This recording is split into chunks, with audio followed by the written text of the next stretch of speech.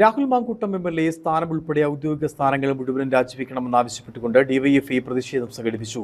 DYFI Vandiperiyar panchayat കമ്മിറ്റിയുടെ ആഭിമുഖ്യത്തിൽ വണ്ടിപ്പെരിയാറിൽ എം.എൽ.എയുടെ കോലം കത്തിക്കുകയും പ്രതിഷേധ പ്രകടനം നടത്തുകയും ചെയ്തു.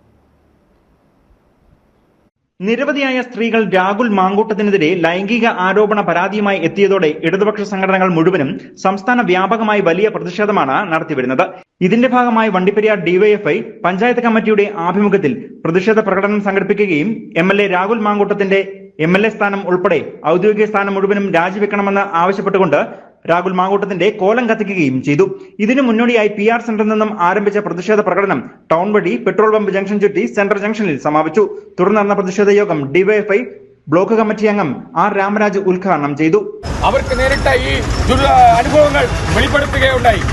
അതിന്റെ അടിസ്ഥാനത്തിലാണ് അയാൾ നമ്മൾ ഉയർന്ന പ്രതിഷേധത്തിന്റെ കൂടി അടിസ്ഥാനത്തിലാണ് സംസ്ഥാന പ്രസിഡന്റ് സ്ഥാനം രാജിവെച്ചത്. ഇതേ ഡിവൈഎഫ്ഐ ആവശ്യപ്പെടുന്നു. അത് പോരാ, ഇങ്ങനെ ഒരാള് ജനപ്രതിനിധിയായി തുടരാൻ ഒരു നിമിഷം പോലും തുടരാൻ അർഹനല്ല എന്നുള്ള കാര്യം ഉന്നയിച്ചുകൊണ്ടാണ് ഡിവൈഎഫ്ഐ ഇപ്പോ എം.എൽ.എ സ്ഥാനം കൂടി രാഹുൽ മാങ്കൂട്ടത്തിൽ രാജിവെക്കണം നിലയ്ക്ക് ആവശ്യപ്പെട്ടു വരുന്നത്. തുടർന്ന് പ്രവർത്തകർ ടൗണിൽ എം.എൽ.എ രാഹുൽ മാങ്കൂട്ടത്തിന്റെ കോലം കത്തിക്കുകയും ചെയ്തു.